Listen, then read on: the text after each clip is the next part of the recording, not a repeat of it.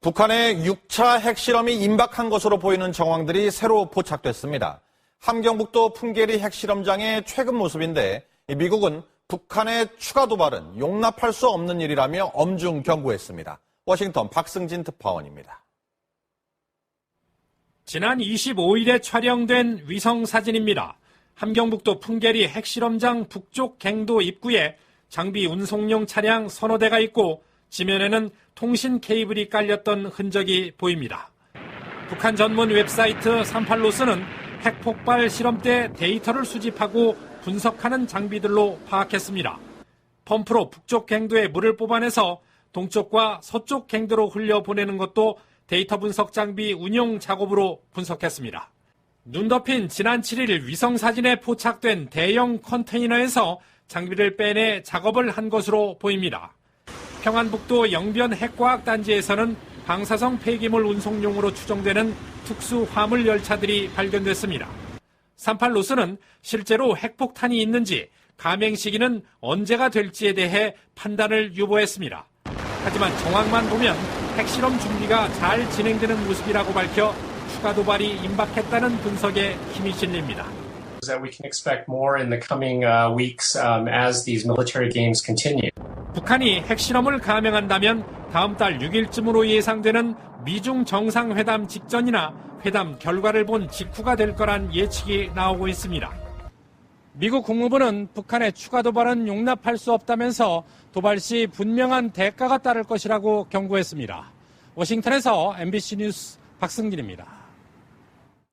북한의 6차 핵실험이 유력하게 점쳐지고 있는 다음 달엔 북한 정권의 주요 기념일 행사도 몰려 있습니다. 그만큼 가능성이 높다는 건데요.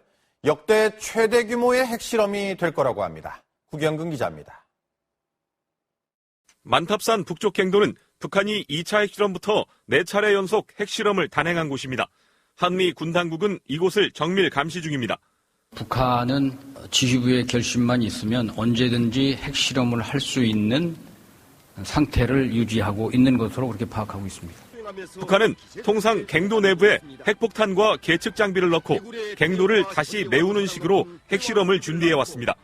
이번에 관측된 케이블 흔적은 갱도 내부와 지상을 잇는 마지막 실무 단계에 가깝습니다. 주목되는 부분은 규모입니다. 북한은 핵무기 소형화 주장을 뒷받침하기 위해 고농축 우라늄으로 위력을 키운 강력한 증폭 핵분열탄을 실험할 수 있습니다. 38노스는 갱도 굴착 규모로 봤을 때 지난 5차 핵실험 규모인 10킬로톤보다 위력이 14배 정도 높을 것이라고 예상했습니다. 시기는 미중 정상회담 외에도 105주년을 맞은 김일성 생일과 85주년 인민군 창건일 전후가 유력히 거론됩니다. 올해가 이른바 꺾어지는 해 정주년으로 북한이 자축하는 의미의 도발도 예상됩니다. 한미연합 군사훈련, 여기에 대한 직접적인 대응 차원에서 이것을 과시한다. 동시에 명절하고 매치시켜가지고 봤을 때는 4월의 가능성. 핵보유국 지위를 인정받기 위해 앞으로는 4차와 5차 핵실험 간 시차인 8개월보다 더 짧은 간격으로 핵실험을 계속할 것이라는 관측도 제기됩니다. MBC 뉴스 구경근입니다. 맛집이나 병원을 찾을 때 요즘은 유명 블로그를 많이 참고하게 되죠. 그런데 이 점을 악용해 이 블로그 순위를 조작하는 스마트폰 앱을 만들고 또 사용한 사람들이 무더기로 경찰에 붙잡혔습니다. 김미희 기자입니다. 경찰이 서울 강남의 한 오피스텔로 들어갑니다. 책상뿐 아니라 바닥까지 스마트폰 수십 대가 설치되어 있습니다. 이렇게 수십 개 펴놓고 뭐 하는 거예요, 지금? 일하고 있어요. 스마트폰 화면에는 다양한 검색어와 다른 IP 주소가 실시간으로 뜨며 변합니다. 자동으로 블로그에 접속해 순위를 올리고 있는 겁니다. 39살 이모 씨 등 2명은 지난 2015년 이 앱을 만들어 모두 60명에게 팔았습니다. 한 달 사용료는 30만 원. 대부분 광고업체와 병원, 음식점 관계자로 사람들이 순위가 높은 블로그를 즐겨 찾는다는 점을 노렸습니다. 블로그 같은 데 검색해서 찾아요. 아무래도 맨 위에 있는 거 먼저 보는 것 같아요. 이들이 만든 앱이 인기를 끌자 이번엔 정반대의 앱이 등장했습니다. 28살 홍모 씨는 이 기술을 응용해 특정 블로그의 순위를 떨어뜨리는 앱을 개발했고 월 10만 원에서 40만 원의 사용료를 받고 팔았습니다. 포털 업체들이 컴퓨터를 이용한 순위 조작을 막는 데만 신경을 써 스마트폰을 이용한 조작에는 허점이 있다는 점을 악용한 겁니다. PC 버전 같은 경우에는 1시간. 예, 까방송 애청자 여러분, 그리고 해외 교포 애청자 여러분, 오늘도 제가 혼자 방송을 합니다. 어제 저녁에 이제 우리 송가 선생 손상대 씨가 이제 어제 오후에 2시에 경찰 조사를 받으러 갔습니다. 받으러 갔다가 어제 저녁 12시 정각 경찰 문을 낯서고 12시 10분쯤 돼서 기각을 했는데, 오늘 다시 이제 오후 3시에 경찰이 추가 조사할 게 있어가지고 재소환을 했습니다.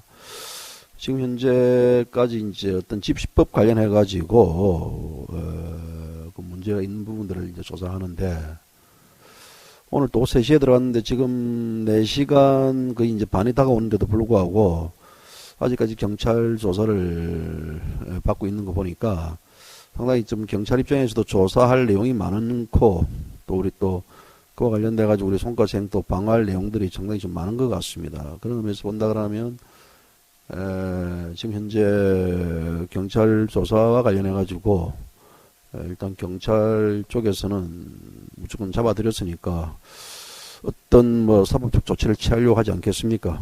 송가생 크게 관련돼 가지고 적극적인 방어를 행사하려는 그런 것 같은데, 아까 제가 이제 낮에 통화를 하면서 일단 이제 뭐 성실히 조사를 받고 그와 관련해 가지고 뭐 당당하게 조사를 받겠다 이야기했는데, 지금 조사 시간이 계속해서 길어지고 있습니다. 길어지고 있고, 그리고 아까 오다 보니까 종로경찰서 주변에 태극기를 든 한 분들이 한 30여 명이 그 주변에서 모여 있더라고요. 어제 저녁에 송가생이 경찰 조사받고 놀 때도 약 한 15명 정도 우리 태극기 집회에 놓으셨던 분들이 송가생을 반갑게 맞아줬는데, 어쨌든 뭐 오늘 또 이제 제가 뭐 송가생이 이제 경찰 조사 받는 관계로 혼자 또 방송할 수밖에 없는 상황입니다. 그리고 이제 아마도 뭐 송가생이 이제 만약에 이제 어떤 뭐 좀 이래 안 좋은 결과가 나오면 뭐 저희 까방을 어떻게 할 것이냐라고 저한테 많이 문의도 하는데, 뭐 같이 여러분들 오서 같이 합시다. 저하고 뭐 상관없습니다. 뭐 할 수 있을 분들, 뭐 저와 이 까방은 뭐 저희가 방송을 하고 있지만 이거는 저희 방송이 아닙니다. 우리 어떤 시민 여러분들과 같이 방송을 하는, 같이 하는 그런 방송이기 때문에 뭐 소위 뭐 이거 없다면 잇몸으로 해야 되지 않겠습니까? 그래서 저도 이제 뭐 송가생이 혹시 뭐 불행한 일이 있더라도 계속해서 이제 방송은 계속해서 할 겁니다.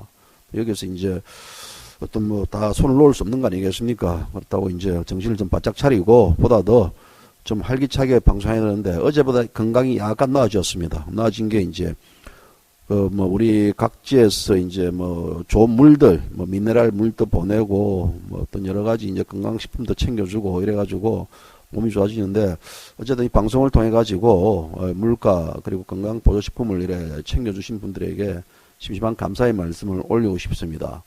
그리고 이제 또 내일 또 이제 그 박근혜 대통령께서 이제 내일 법원에 출두합니다. 법원에 출두하는 과정에 있어서 이제 뭐 포터 라인 이거를 이제 좀 이래 서지 않게 해달라라고 해가지고 법원에 요청도 했고, 아마도 그렇게 된다 그러면 뭐 포터 라인 안 쓰고 법원에 출두할 것 같은데, 내일 이제 영장 실질 심사 결과에 따라서 아마 구속 여부가 31일 날 뭐 새벽에 판가름 날 것 같습니다. 현직 대통령이 이제 또 이래 파면당하고 또 구속 영장 실질 심사 받는 것도 굉장히 큰 아픔인데, 그와 관련해 가지고 지금 뭐 어떤 여러 가지 지금 뭐 삼성동 사주에서는 대통령을 지키기 위한 어떤 외국 시민들이 속속 집결하고 있고, 또 많은 분들이 내일 대통령의 영장 실질 심사 참석을 하지 않았으면 한다는 그런 바람을 전하고 있고 그러는데, 어차피 그거는 뭐 대통령께서 그 영장 실질 심사를 받겠다라고 밝힌 이상 그 법원에 가지 않으면 상당한 어떤 그 불이익을 당할 수 있고 또 여론이 상당히 어떤 공격적으로 나올 수 있으니까 박 대통령께서 이제 뭐 조사를 실질 심사를 받겠다는 마당에 있어서는 망갈 이유가 없는 것 같습니다. 그래서 내일 가는 건 아마 기정사실인데 문제는 이제 어떤 내일 우리가 예견해 볼 수 있는 부분들이 많은 외국 시민들 그리고 이제 어떤 그 몇몇 이제 뭐 자유한국당 의원들께서도 박 대통령께서 이제 내일 영장 실질 심사 받으러 갈 때 뭔가 대국민 메시지를 좀 전달해야 되지 않겠느냐라는 어떤 여론이 굉장히 비등해 있습니다. 근데 현재로서는 어떤 우리가 예측할 수 있는데 자택에서 나와가지고 기자들에게 메시지를 전달하는 게 있을 것이고 그런데 아마 그거는 또 불가능할 것 같습니다. 그러면 굉장히 대혼잡이 예상될 수 있을 것이고 두 번째 또 법원 그 영장 실질 심사 받으러 출두할 때 그때 이제 기자들 상대로 이제 어떤 뭐 대국민 메시지를 발표할 수 있지 않겠느냐라는 하나의 어떤 뭐 의견이 되는데 아마 그것도 지금 현재 뭐 포토라인 서지 않겠다라고 말씀하셨기 때문에 그와 관련돼 가지고 결국은 뭐 제 추측컨대 박 대통령께서는 영장 실질 심사 받으러 갈 때도 아마 대국민 메시지가 없을 거로 봅니다. 뭐 여러 가지 이제 뭐 상상 봤을 때 그래서 본다 그러면 저도 어저께도 이제 강조했던데 그 부분들이 대통령께서 이제 사절을 청와대에 나왔을 때 청와대에 있을 때 기획실 운운하셨고 그리고 이제 사주로 가셨을 때는 진실 운운하셨습니다. 그러면 기획과 진실이라는 부분들의 연관선상에 봤을 때는 뭔지 모르는 대통령이 어떤 거기에서 하고 싶은 본질이 있을 거단 말입니다. 그런데 아직까지 이제 많은 국민들은 대통령이 왜 그런 말씀을 하셨는지 그리고 대통령이 진정으로 하고 싶은 얘기가 뭔지에 대해서 밝히지 않고 있습니다. 뭐 저 역시 그런 부분들이 대통령이 말하는 기획설과 대통령이 말씀하시는 진실 우는 그런 부분들이 무엇인지 굉장히 궁금해하고 이거는 저만의 궁금증이 아니다 봅니다. 많은 분들이 궁금해하고 있는데도 불구하고 아직까지 박근혜 대통령께서는 지난 12일 사저에 돌아가신 이후 지금까지도 이런 방구 하나 없습니다. 그래서 뭐 기대했던 많은 분들 거기에 대해서 좀 하나의 메시지를 받고 싶고 그런 어떤 그 실질적 진실을 알고 싶어하는 많은 애국 시민들 중에서도 상당히 좀 실망하는 분들도 있고 또 한편으로서는 대통령이 끝까지 어떤 다른 메시지를 다른 창구를 통해 전달할 것이라는 얘기도 있는데 일단 31일 날 이제 영장이 발부되면 뭐 대통령은 바로 이제 그 서울구치소 아니면 이제 뭐 다른 뭐 구치소로 갈 수밖에 없는 그런 상황입니다. 그렇기 때문에 뭐 거기서 어떤 뭐 대국민 메시지를 전달하는 것은 사실상 불가능한 것이고 결국은 내일 영장 실질 심사가 끝나고 뭐 구치소에 대기할 수도 있을 것이고 뭐 다른 장소에 대기할 수 있겠지만 지금 구치소에 대기할 확률이 많습니다. 만약에 이제 구속이 된다 그러면 4월 달에 이제 서울지방법원 1심 재판이 열릴 가능성이 크고 아마 볼 때는 417호 대법정에서 대통령 재판이 열릴 가능성이 큽니다. 거기에는 지금 최순실 재판이 열리고 있고 삼성 이재용 부회장 재판이 열리는 대법정입니다. 물론 뭐 참고로 말씀하시면 전두환 노태우 전 대통령도 417호 법정에서 재판을 받았습니다. 그래서 어쨌든 뭐 이런 부분들에 대해서 지금 굉장히 국가적으로도 불행하고 현재 뭐 여러 이제 우리나라의 국격이라든지 이런 부분들이 상당히 지금 실추되고 있고 지난 6개월간은 계속해서 뭐 대통령 문제 관련해 가지고 외신이 지금 우리나라를 집중적으로 그 어떤 정치 구조라든지 보도하고 있어 가지고 상당히 지금 뭐 국가 신임도라든지 이런 게 또 문제가 많고 이래 되는데 어쨌든 저는 뭐 이 법원 영장 실질 심사하는 그 판사가 저기 강부영 판사인가 그런 것 같은데요. 아마 아직까지 이제 어떤 판사 경력이 크게 이런지 않은 것 같습니다. 이제 뭐 한 10년 이상 좀 된 판사고 나이도 이제 43살 판사인데 박근혜 대통령이 43살 강부영 판사의 어떤 운명에 처해 있다는 것 자체가 참 가슴이 아픕니다. 이런 부분들이. 이게 어떤 뭐 한 개인의 어떤 그 구속 여부를 떠나가지고 어떤 대통령의 어떤 이런 하나의 그 파면이어 가지고 구속 여부까지도 이게 우리나라 입법의 잣대로서 또 젊은 판사의 손에 달려 있다는 것 자체가 생각할 때는 말이 제가 참 할 말이 많습니다. 법의 구조에 대해서도 할 말이 많고이지만 오늘은 뭐 여기까지 뭐 대충 이제 말씀을 드리고요. 그런데 이제 하나 또 이제 뭐 한편에서는 기분 좋은 소식일지 뭐 기분 뭐 그렇게 뭐 이럴지 어떻게 있는지 모르겠지만 검찰이 마침내 남창 고영태 수사에 착수했습니다. 그저 이제 검찰이 비공개로 고영태를 소환해가 조사를 했는데 소환 조사하는 부분들이 이제 여러 가지 입건 개입 관련된 부분들로서 이제 국한되어 있는데 그런 부분들이 전체적으로 확대될지 안 될지 모르겠지만 확산될지 안 될지 모르겠지만 일단은 검찰이 고영태의 칼을 뽑은 것 자체만으로도 설마 했는데 마침내 고영태 수사를 하는 것 자체에서도 일단 검찰에 대해서는 이제 우리가 한번 지켜봐야 됩니다. 그래서 검찰이 고영태 수사에 착수했던 부분들은 상당히 잘했습니다. 뒤늦게나마 이 눈치 저 눈치 뭐 코 눈치 다 보다가 이제 뭐 고영태 칼을 뺀 거에 대해서 굉장히 늦었고 어떤 순서가 잘못됐고 뭐 대통령 탄핵 전에 이미 특검이라든지 검찰이 수사를 끝내야 될 부분들인데 이제라도 검찰이 이 눈치 저 눈치를 보다가 결국 머뭇머뭇거리다가 지금 수사에 들어왔는데 그 수사 부분들 관련해 가지고 검찰이 좀 확실하게 조사를 하기를 저는 바랍니다. 우리가 진짜 이 많은 분들이 고영태 수사를 많이 외쳤지 않습니까? 근데 이런 고영태 수사 자체를 검찰이 얼마나 머뭇거렸습니까? 근데 이제 이 고영태 아마 우리 여기에 있는 분들은요 고영태가 누구라면 다 알 겁니다. 뭐 어떻게 하냐고요? 원체 고영태가 뭐 별지랄 짓거리 다 했으니까 아마 그 뭐 고영태 관련해 가지고 태극기 집회 오신 분들은 박사 논문 하나 줘야 되지 않겠습니까 다들.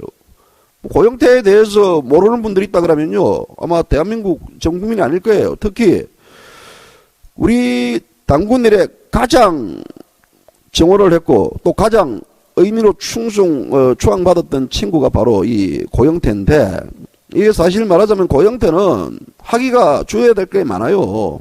다시 말하자면 전국 그 남창협의회에서 이 친구 학위를 하나 줘야 될 거고 이 고벌구 별명이 고벌구입니다. 입만 벌면 이 뭐 떠벌이 한다는 얘기. 전국 떠벌이 협회에서도 한번 이 상을 줘야 될 겁니다. 이거.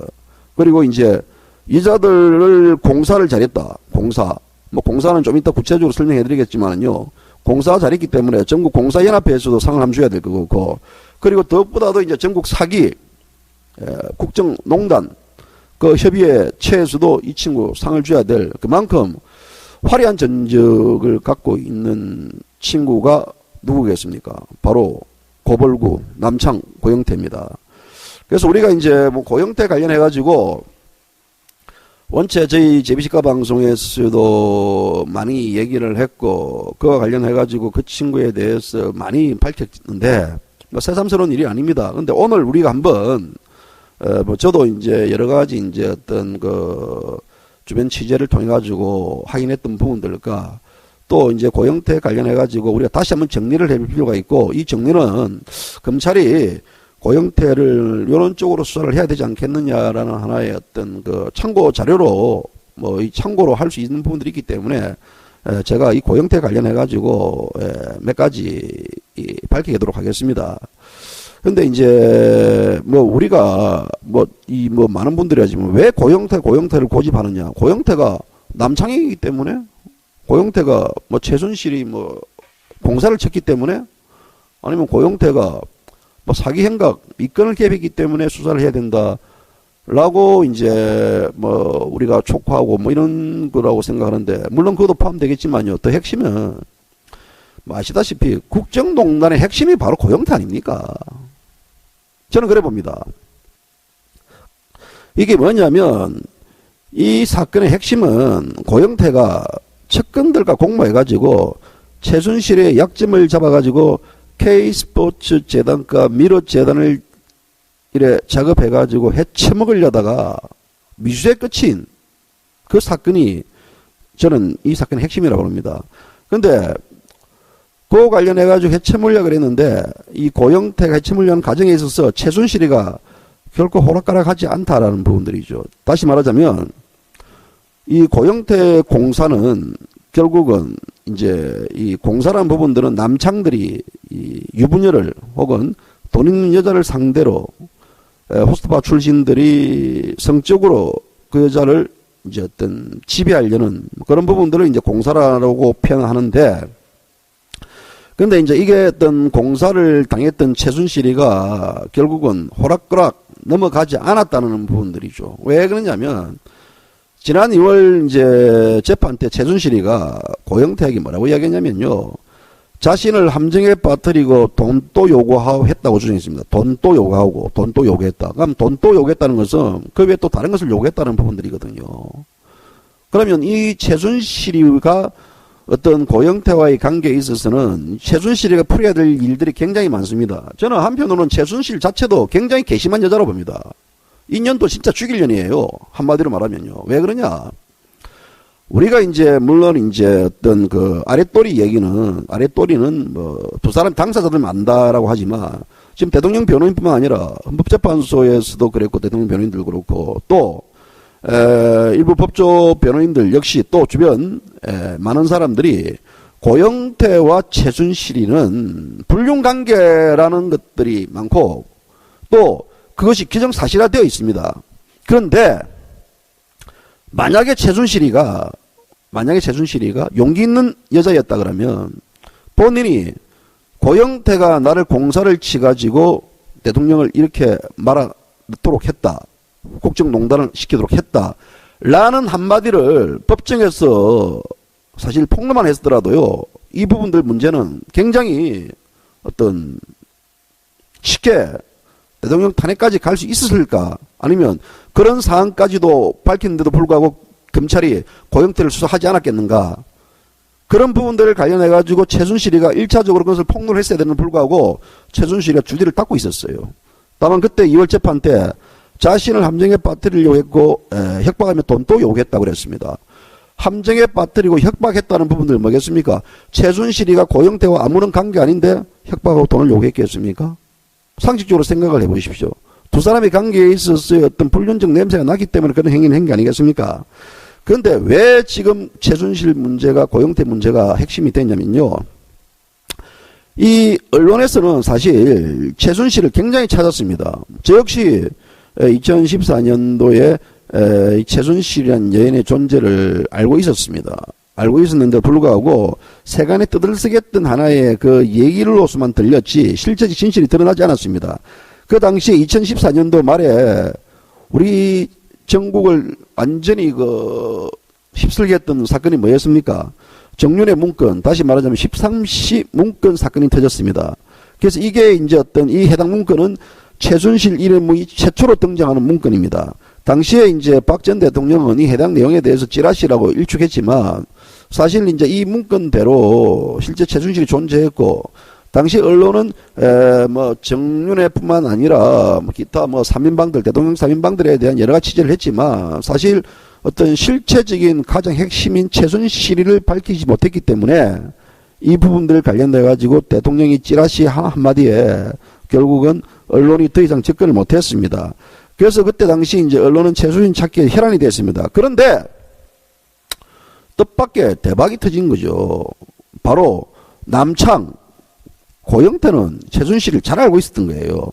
그래서 남창이 이제 이와 관련해가지고 그런 어떤 전국의 흐름들을 파악하면서 몇몇 언론에 이를 제보하면서 그래서 이제 언론사는 어떤 그때부터 이제 어떤 기획 탐사 측의 어떤 최순실 관련된 자료를 점점 확보하고 또 수집하고 다니지 않았느냐. 그래서 그런 부분들이 이제 어떤 소문이 나기 시작한 겁니다. 뭐 손석희 같은 이제 언론 선동 언론 뭐 어떤 그런 양반이라든지 그다음에 기자들 뭐 정치인들 일본 정치 검찰들이 어떤 이런 최순실, 어떤 정보를 하는 자들이 이제 최순실에 대한 어떤 존재를 알고 있었고, 그 존재를 터뜨렸을 때 그 파급 효과, 그 메가톤급 핵폭풍이 어떻게 일어날 것인지를 알고 있었습니다. 그래서 이런 부분들을 파악한 언론이 무작정 언론 보도를 통해 가지고 최순실이 마녀 사냥을 해댔지 않습니까? 그래서 결국은 박근혜 대통령까지도 마녀 사냥에 올라갔는데, 이런 부분들은 상당히 뭐 공모를 했다기보다는요, 최순실이라는 하나의 큰 대어가 언론에 포착이 되고 또 정치권에 포착이 되고 검찰에 포착이 되면서 이것을 요리하기 위한 하나의 어떤 그 상황에 가다 보니까 이것이 기획설로 번지지 않았느냐라는 부분들로 저는 예측되는데, 그런데 이런 부분들이 결국은 박근혜 정권 퇴진이라든지 이제 새 정권 시나리오로, 그리고 어떤 대선으로 이제 옮겨지는 이런 부분들인데, 결국은 이 사건의 핵심은 뭐라고 봅니까? 고영태의 그 여러 핵심들이 최순실의 약점을 잡아가지고 고액의 돈을 갈취한 목적으로 재단 탈취 시도한 게 이 고영태의 사기 행각의 첫 번째 핵심입니다. 그리고 여기에 언론이 붙어 있습니다. 여기에 이제 언론이 고영태와 공모해가지고 정치인들과도 공유를 하고 정보 공유를 하고, 그 과정에서 이제 어떤 고영태가 주는 여러 가지 부분들에 대한 자료들을 차곡차곡 이제 쌓으면서 언론에 하나하나씩 퍼뜨리죠. 그래서 고영태가 이제 그게 했던 거의 이제 핵심이 바로 이제 대통령 연설문이라든지 최순실이는 대통령 연설문 고치는 게 큰 취미다라고 표현했던 부분들, 이런 것들도 하나의 축적된 부분들 아닌가. 그리고 이제 이것이 이제 어떤 그 집단 그 여당의 어떤 그 뭐 김무성이라든지 유승민이라든지 기타 지금 현재 바른정당을 창당했던 그런 몇몇 무리와 비박 무리들과 함께, 그리고 이와 관련해가지고 이제 야당의 어떤 핵심 정치인들과 공모해가지고 뭐 대통령 탄핵으로 이어지게 하지 않았느냐라는 부분들이죠. 그래서 물론 특검이 이제 이런 부분들에 대해서 내용들을 잘 파악하고 있었고, 기존의 검찰도 고영태의 녹음 파일 등을 알고 있었지만 결국은 고영태 수사하지 못했던 게 뭐겠습니까? 쓰나미처럼 이런 식의 최순실과 박 대통령을 몰아붙이고 있는 마당에 갑자기 고영태 이런 사기 행각이라든지 이런 더러운 짓거리가 드러났을 경우에는 결국은 여론의 역풍을 맞을 수 있기 때문에 그 부분들을 잠재운 것밖에 안 되지 않겠습니까? 그런 의미에서 본다 그러면 이제 현재도 결국은 이런 하나의 어떤 전체적인 사항들을 파악하지 못하고 결국 한편으로 보면 고영태에 놀아나지 않았느냐. 어찌 보면 대한민국의 법과 질서라든지 정치뿐만 아니라 언론인들 모두가 이 고영태에 벌이는 사기 행각에 놀아났기 때문에 반드시 고영태를 잡아들여가지고 족치해야 된다는 것은, 그래서 JBC가 방송 계속해서 고영태를 잡아들여야 될 이유를 이렇게 계속 강조를 해왔던 겁니다. 그래서 뭐 뒤늦게라도 이제 검찰이 그와 같이 수사를 했는데, 그러면 이제 고영태가 일으킨 어떤 국가, 이유는 제가 볼 때는 고영태는 국가 별난 사태를 일으킨 국가 반역자라고 저는 보내봅니다. 왜냐하면 그럼 고영태가 누구냐, 우리가 이제 좀 파악해볼 필요가 있습니다. 고영태는 전라도 담양에서 대덕년 출신입니다. 그 친구가 이제 전남공업고등학교를 졸업해가지고 한국 체대에 입학했습니다. 그래서 이제 고등학교 다닐 때 이제 뭐 펜싱, 남고부, 사브레 결승에서 우승하였고, 그리고 이제 대학교에서도 뭐 실업직 소수이던 이제 1988년도 아시안게임에서 펜싱 사브로 이제 단체전 금메달, 개인전 은메달을 획득했습니다. 이때부터 이제 고영태가 뭐 얼굴 좀 반반하게 생기고 잘했지 않습니까? 그런데 이 친구가 굉장히 어떤 뭐 섬섬이를 해뻤는지 어떤지 모르겠지만 2004년도에 서울 어떤 강남 소재 호스트바에서 이제 남성 접대부로 일했다. 그 과정에서 이제 최순실을 알게 돼가지고 내내 관계를 맺었다는 게 이제 여러 언론 매체의 보도입니다. 그 관련해가지고 또 거기에서 그런 증인도 있고, 특히 이제 고영태는 그 과정에 있어서 팀장격이었답니다. 팀장이 뭐냐면 일명 마담이죠. 손님을 가게를 끌어올리려 하는데, 가게를 끌어올리고 뭐 하는데, 그게 이제 병원 원장 부인이라든지 빌딩 소유주라든지 뭐 기업의 임원 마누라라든지 이런 자들을, 중년 부인들을 많이 데리고 왔답니다. 발이 넓어가지고. 그로 인해가지고 이제 어떤 그 과정에서 최순실이도 만났지 않았느냐 추정되는데, 그로 인해가지고 어떤 최순실이 공사를 잘 쳐서 그랬는지, 뭐, 승려분 생각을 해보십시오. 아시안 게임에서 펜싱했던 애가 뭐 운동밖에 못했던 친구가 이 친구가 뭐 자기가 가방 제조회사를 만들겠습니까? 이 친구 뭐 대가리가 돌대가리인데 이 돌대가리가 무슨 뭐 저기 가방 공장을 차리고 할 수 있겠습니까?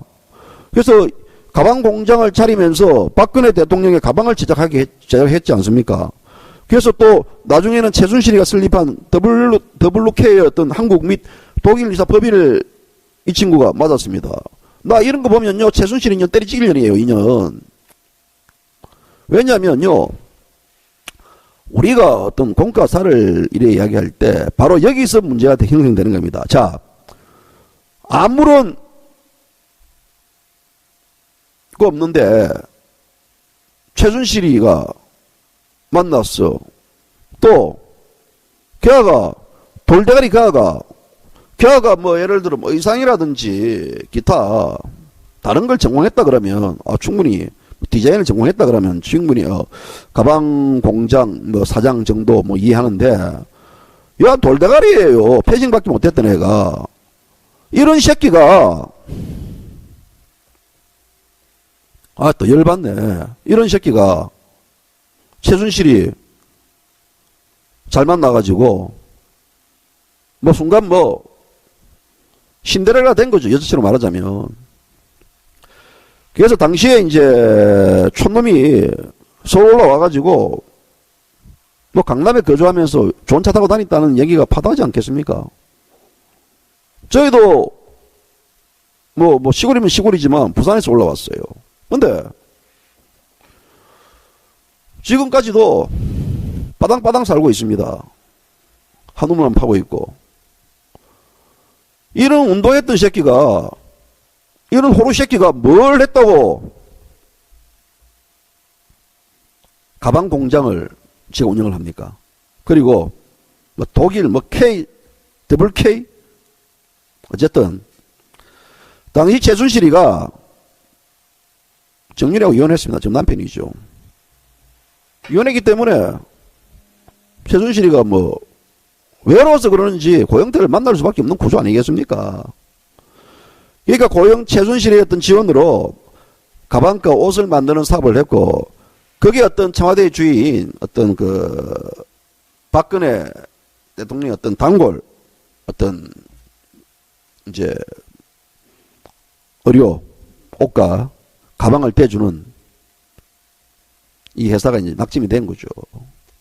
근데 사건은 이제 사실 거기까지인데 최순실이하고 고영태가 제가 볼 때는 서로 자가 발전한 것 같아요.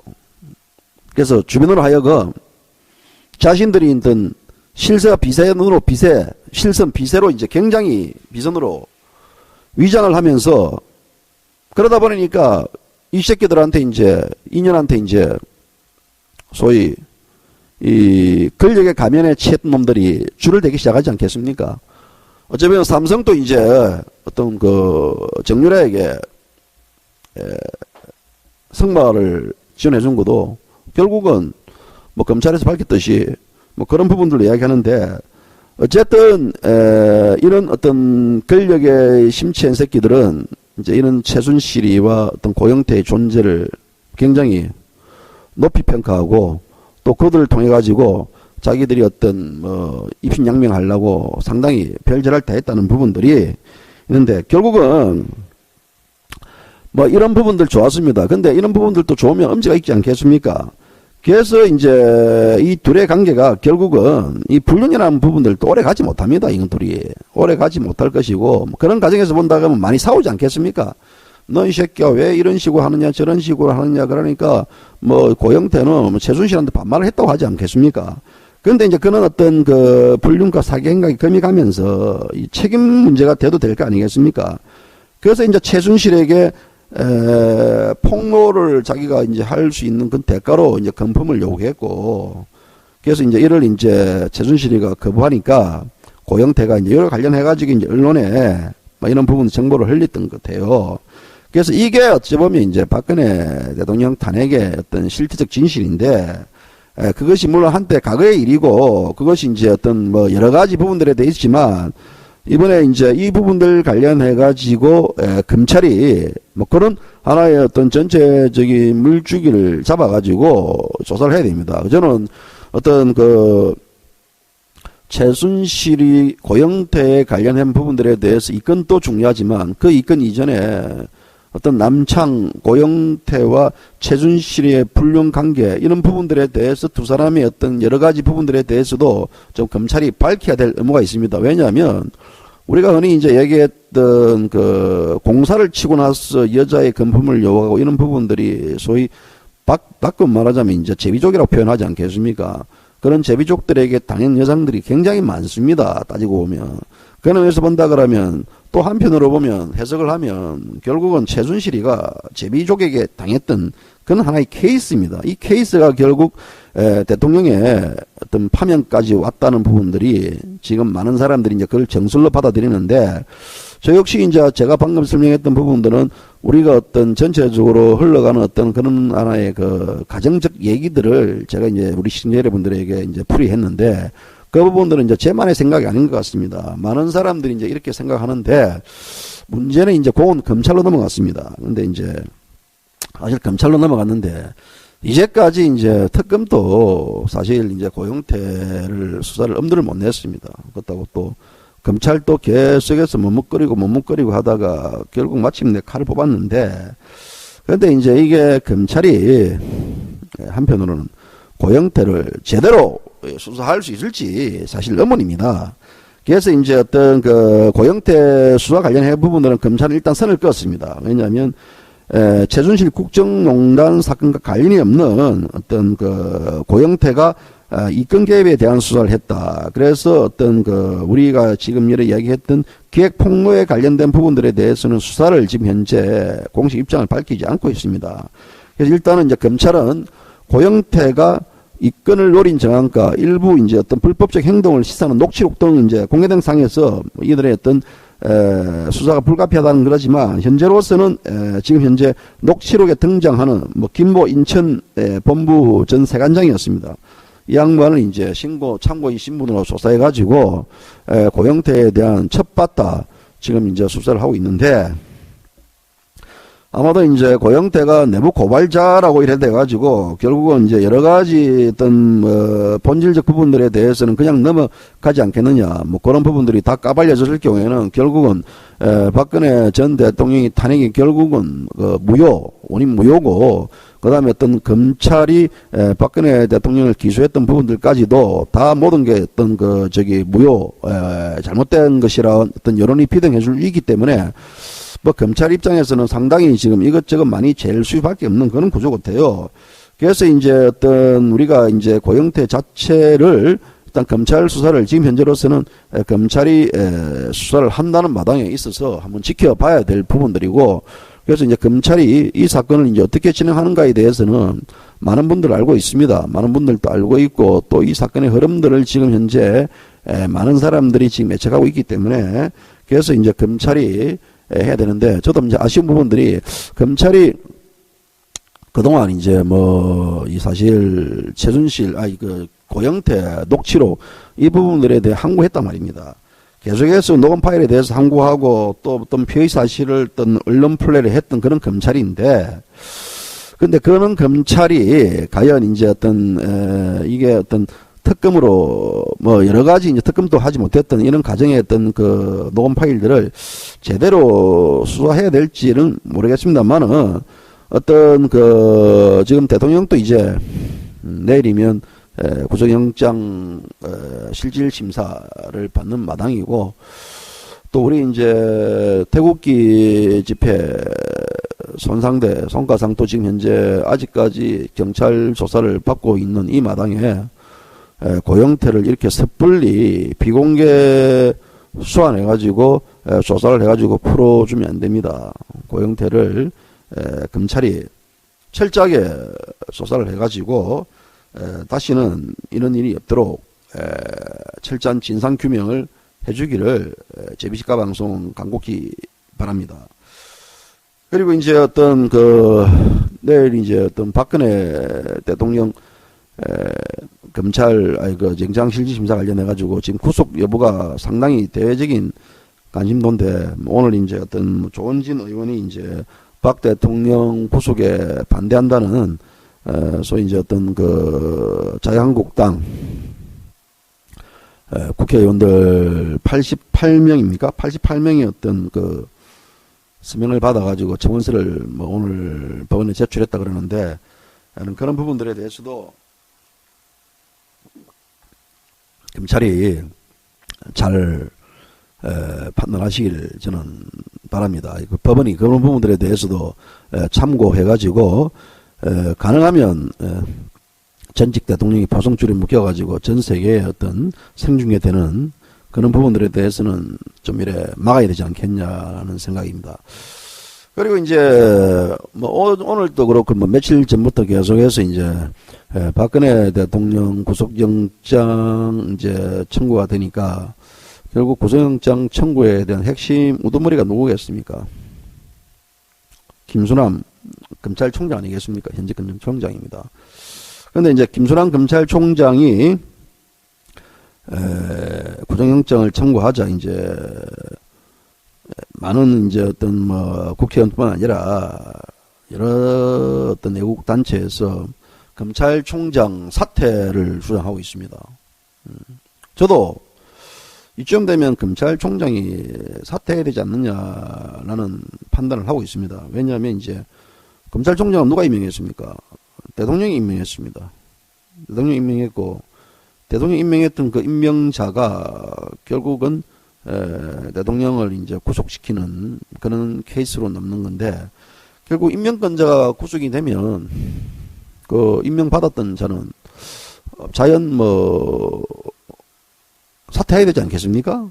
그 자리에 있는 것 자체도 안 쪽팔립니까?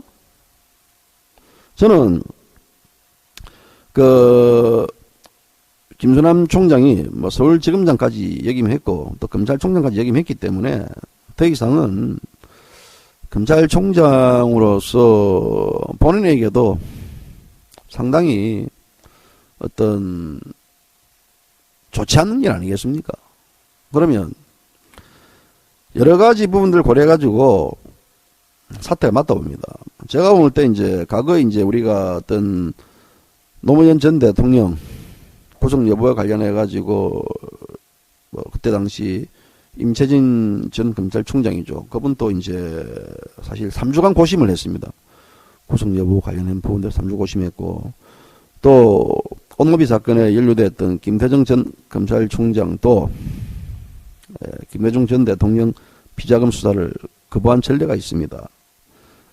그런데 이게 이제 어떤 지금 현재 검찰은 전직 대통령, 현 대통령이 이제 뭐 박근혜 대통령을 잡범처럼 다루고 또 법과 원칙이 아닌 오직 이제 여론의 눈치만 살피는 그런 결정을 했다라는 비난 여론이 쇄도가 있습니다.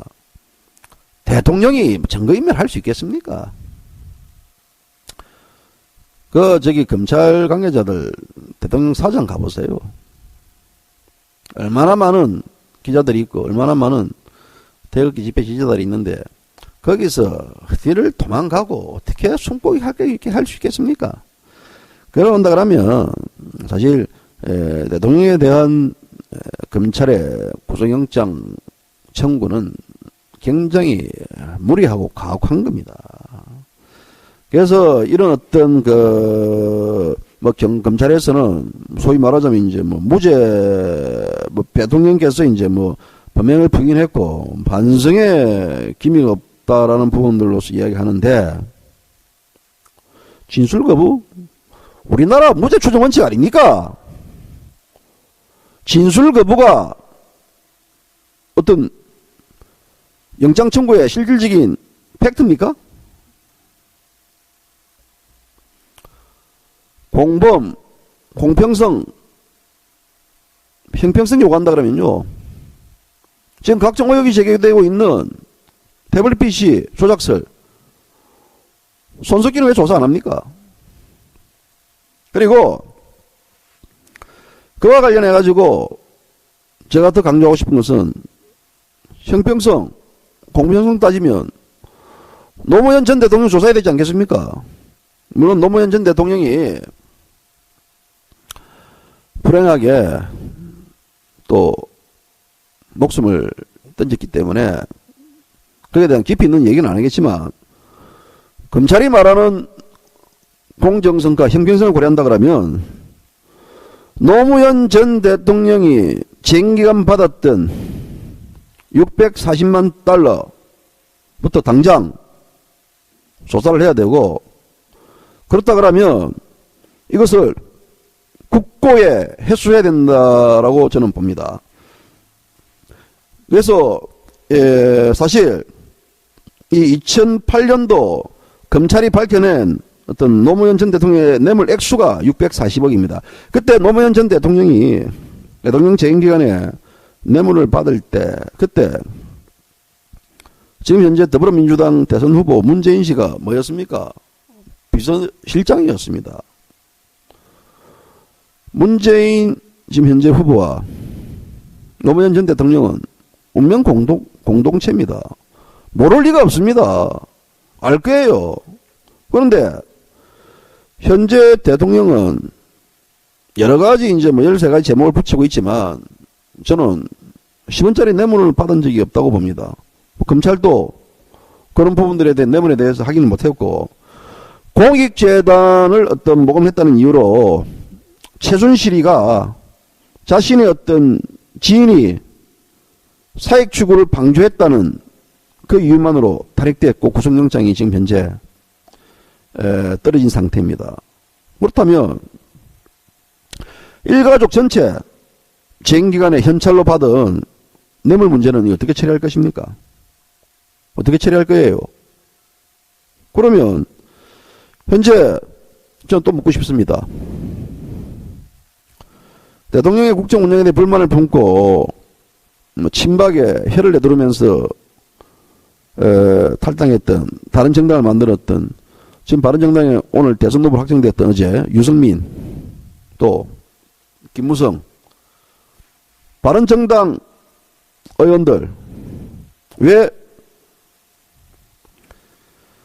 노무현 가족의 640만 불에 대해서는 입을 닫고 있는지 이 사람들은 어떤 입장인지 저는 그게 궁금합니다. 물론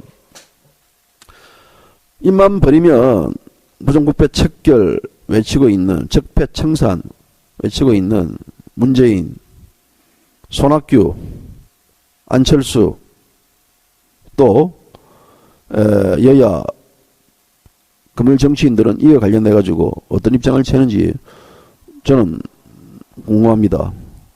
그런 부분들에 대해서 철저하게 조사를 해야 되는 게 법과 형평성에 맞는 거 아니겠습니까? 저는 이제 어떤 그러면서 본다 그러면 자유한국당 홍준표 의원께서 얘기했던 그 관련해 가지고 640만 달러 관련된 부분들에 대해서 이제 어제 문제를 제기했는데 문 전 대표가 640만 달러를 몰랐다면 박근혜 대통령을 비난할 수 없고 알았다 그러면 공범이라고 홍준표 경남지사가 얘기를 했습니다. 그래서 나중에 이제 이 부분들 관련해 가지고는 반드시 이제 밝혀져야 되고 또 뭐 홍 후보 경남지사는 이제 이와 관련해 가지고 본인이 내가 좌우파였던 적폐를 다 알고 있고 그리고 이제 전부 세탁기에 넣어서 한번 돌리겠다. 그래서 이제 이와 관련돼 가지고 본인이 대통령이 되면 공포형하고 형평성 있게 철저히 수사를 하겠다라는 그런 어떤 얘기도 비슷하게 흘렸습니다. 그러면서 본다 그러면 지금 이제 어떤 노무현 전 대통령의 640만 달러는 이게 어떤 자유한국당의 대선 후보들뿐만 아니라 많은 태극기 애국 집회 분들도 이에 대한 수사를 촉구하고 있기 때문에 아마 조만간 이 문제가 점화되지 않겠느냐. 그리고 이 부분들에 대해서 640만 달러는 당연히 국고에 환수되고 지금 이제 뭐 프로 이웃돕기 아니면 가방이 뭐 가끔씩 이제 어떤 양로원이라든지 어린이 그 소년소녀 가정 돕기 하고 있기 때문에 일부 여기 기탁해 주세요. 우리가 그거 관련해 가지고 우리가 뭐 가서 좋은 일에 쓰도록 하겠습니다. 오늘 이제 또 뭐 혼자 이래 방송을 했는데, 시청자 여러분, 혼자 많이 잘 시부리죠. 아직까지 제가 이제 컨디션이 정상이 아니기 때문에 제가 볼 때는 제 방송 점수를 한 50점 정도밖에 못 줄 것 같아요. 그래서 이제 본격적으로 몸이 컨디션이 살아나면 제 어떤 사자호를 토하도록 하겠습니다. 원래 제가 이제 욕도 잘하고 좀 크게 시부리고 박력이 있는 놈인데 요새 뭐 그냥 뭐 이상하게 맛이 가더라고요. 사람이 맛이 가고 이래 뭐 사람이 진짜 뭐 계속 뭐 약에 의존하고 그러다 뭐 약에 의존하다 보니까 좀 몽롱하고 그렇습니다. 뭐 그런 부분들에 대해서 저는 어쨌든 시청자 여러분들에게 뭐 진실인지 이게 뭐 거짓인지 아닌지 모르겠지만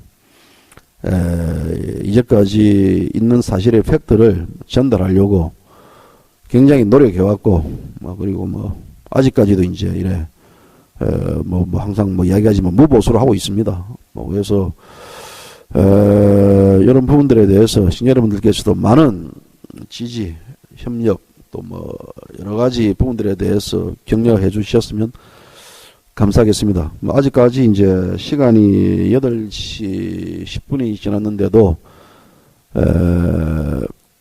경찰에서 아직 송가생이 이쪽에서 송가생 측으로부터 연락이 없네요. 많이 조사를 받고 있는 것 같습니다.